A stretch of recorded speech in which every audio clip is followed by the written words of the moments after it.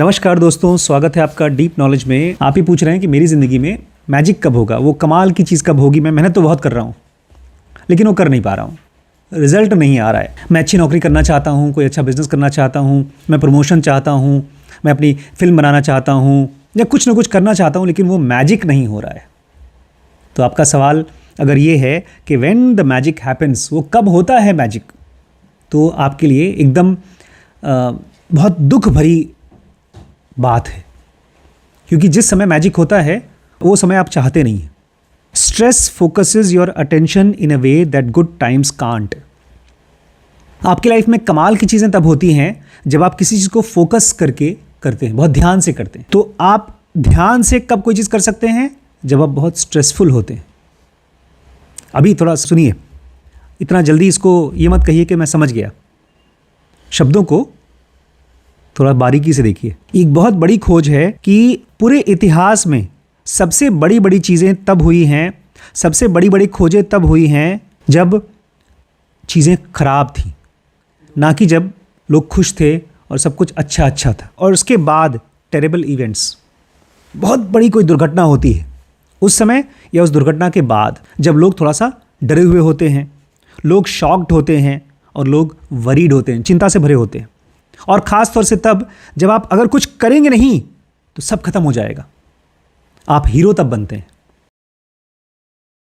एक triangle shirt waste factory थी, उसको आग लग गई।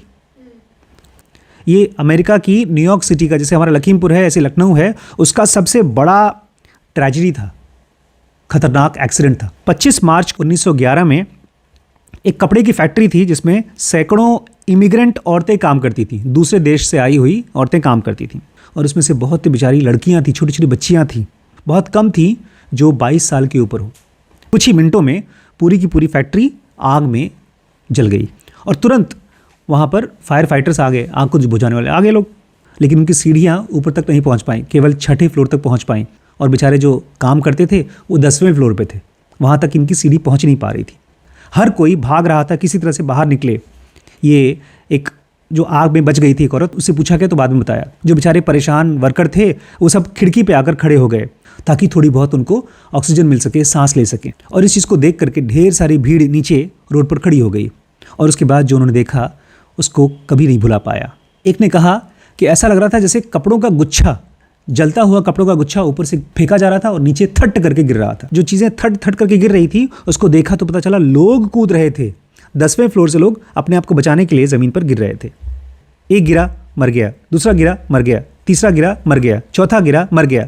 ये उन लोगों ने बताया जो वहाँ खड़े थे। खट करके गिर रहा है, दूसरा गिर रहा है, तीसरा गिर रहा है, मर रहा है।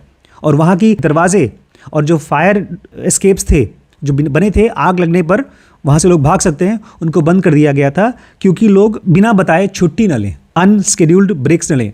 नहीं तो लोग बहाने से बाहर चले जाते थे, जाने चाय पीने के लिए, मौज मस्ती करने जा रहे हैं, टाइम वेस्ट हो रहा है, काम का नुकसान हो रहा है। और जब बाहर निकलने का रास्ता बंद था, बस कूदना ही एक रास्ता था उस भट्टी में से, जो कि जलती हुई भट्टी थी। कोहन बोलती है वहाँ पर एक बहुत प्यारी सी छोटी सी बच्ची थी, उसका नाम था डोरा। और मुझे उसकी शक्ल याद है, जब वो कूदी थी उसके पहले उसकी शक्ल मुझे याद है। ये पूरी की पूरी जो घटना थी, इसको मात्र 30 मिनट लगे ख़त्म होने में। 146 वर्कर डाइड, 146 वर्कर मर गए। उसी शाम को एक औरत थी जिसका नाम था फ्रांसिस पर्किंस। उसने एक रिपोर्टर को बुलाया और उसको सारी बात बताई जो हुई थी। पर्किंस बोलती है वो पहले तो अकेले अकेले कूद रहे थे, बाद में 2-2, 3-3 लोग जम कर रहे थे, इस उम्मीद में कि क्या पता कोई बच जाए। और जो आपने कहा लोगों को पकड़ने के लिए लाइफ नेट होते हैं, जालियाँ होती हैं, वो भी टूटी हुई थी। यहाँ से फायर फाइटर्स जो थे चिल्ला रहे थे, मत कूदो मत कूदो, मर जाओगे। लेकिन उनके पास कोई चॉइस नहीं थी, आग उनके पीछे भाग रही थी। 30 साल बीत गए। वो जो औरत थी फ्रांसिस पर्किंस, वो प्रेसिडेंट द्वारा उसको अपॉइंट किया गया सेक्रेटरी ऑफ लेबर, एक तरह से बहुत सबसे बड़ा ओहदा एक डिपार्टमेंट का लेबर डिपार्टमेंट बनाया गया, उसकी ये सेक्रेटरी बनाई गई फ्रांसिस पर्किंस।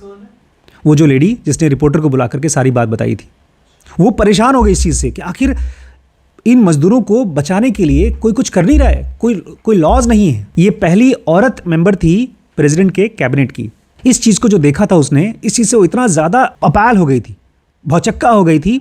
उसने कहा यार ये तो बहुत छोटी सी चीज़ थी, आग का केवल दरवाज़ा अगर खोल देते तो सब बच जाते।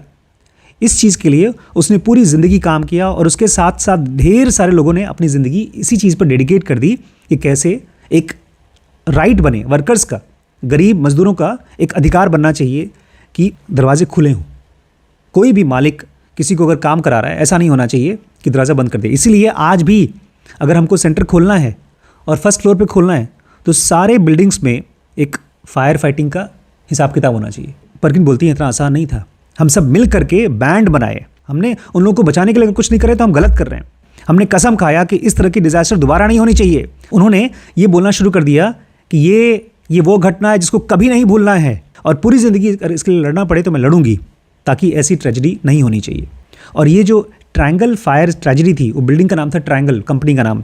ये जो हुआ था एक तरह से देखा जाए तो 20वीं सदी का गरीबों के लिए, वर्कर्स के लिए, जो उनके लिए नियम कानून बने, उनका अधिकार बना, उसकी शुरुआत थी।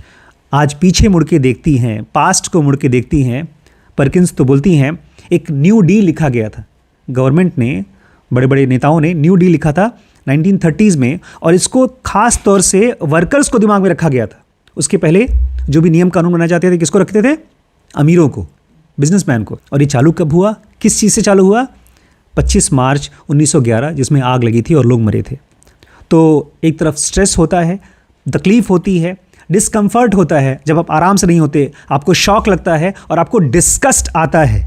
ये सब तो ख़राब चीज़ें हैं एक दुर्घटना की, लेकिन एक दुर्घटना की अच्छी चीज़ ये भी है कि उसके बाद ही चीज़ें बदलती हैं, तभी लोगों की आंखें खुलती हैं। तो ये था व्हेन द मैजिक हैपन्स, जब कुछ दुर्घटना होती है। तो दुर्घटना ना होने दें, हम अपने आप को बताएं कि जिस कंडीशन में हम लोग हैं उसको ठीक करना है, उसको चेंज करना है। क्योंकि अगर हम लोग आराम से हैं, हमारी लाइफ में कोई टेंशन नहीं है, तो मैजिक नहीं होगा। अभी आप देखेंगे और इस टॉपिक पे आगे बढ़ेंगे, आप देखेंगे जब पॉपुलेशन स्टैटिक हो जाती है, सब खूब अच्छे से कमा रहे हैं, तो सारा चीज़ ख़त्म हो जाता है, खोज बंद हो जाती है, बिजनेसेस ख़त्म होना शुरू हो जाते हैं। गाड़ी चलाने के लिए एक ड्राइवर को चौकन्ना होकर देखते रहना पड़ेगा, सो जाएगा तो एक्सीडेंट हो जाएगा। इस ज़िंदगी में भी अपने को चौकन्ना रहना पड़ेगा। अगर आप स्ट्रेस में नहीं, ये स्ट्रेस मतलब दुखी नहीं, स्ट्रेस मतलब आप हमेशा क्वालिटी के लिए पूछ रहे हैं कैसे कैसे कैसे वो चीज़ हो। नहीं समझ में आ रहा है तो जाकर के अपना मोबाइल खोल करके आराम मत कर लीजिए, पूछिए कैसे हो कैसे हो कैसे हो। बल्कि उस दिन मैं परेशान हो गया जाकर के, सारे अच्छे अच्छे मतलब पब्लिक वीडियोज़ मैं ही एडिट कर रहा हूँ। इसी चीज़ को पढ़ करके मैंने आकर डांटा था उन लोगों को कि तुम लोग कर क्या रहे हो, क्या तुम लोग 5 लोग मिलकर के वीडियो एडिट नहीं कर सकते यहाँ पर। मैंने ज़रा सा स्ट्रेस दिया, लेकिन अच्छी बात है कोई दुर्घटना नहीं हुई थी, तो बिना दुर्घटना के भी हम लोग स्ट्रेस दे सकते हैं और मैजिक को क्रिएट कर सकते हैं।